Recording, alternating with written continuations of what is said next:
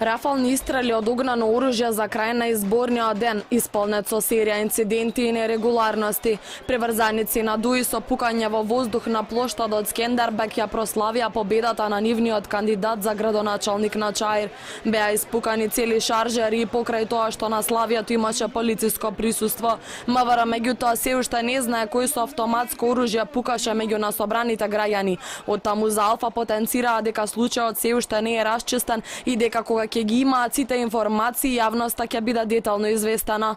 За МВР воопшто целиот изборен ден минал мирно, иако медиумите регистрираа мноштво недозволени активности, делење подкуп, закани, сликање на гласачки ливчиња, агитирање на гласачки места од високи функционери на политички партии. Во Штип беше забележан машко од ташничка што ја носи преку рамо, вади пари на рака им дели на граѓани кои до него доаѓаат со возило. Во Шутка тепачка која заврши со еден повреден и еден приведен. Во Сингелек турканици и гласачи кои ги нема во избирачкиот список. Вработен во МВР кој често се појавува и како дел од обезбедувањето на Зоран Заев на повеќе избирачки места во општина Бутел ги придружувал полицајците работно ангажирани за изборниот процес. Полиција имаше на секаден из државата, најмногу во Штип и Кавадарци, каде граѓаните коментираат дека го контролираат скоро секое возило кое се движи кон гласачките места, не баре е воведен полициски час. Фотографиите што на социјалните мрежи ги објавуваат граѓани од училиштето Ацо Шопов од Бутел покажуваат дека овие полицајци спротивно на законот и овластувањата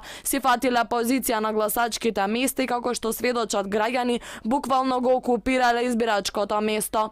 Инаку законот е јасен. Полицајци не смеат да присуствуваат на гласачко место, освен ако нема сериозно нарушување на јавниот ред и мир или пак доколку избирачкиот одбор не ги повика да интервенираат.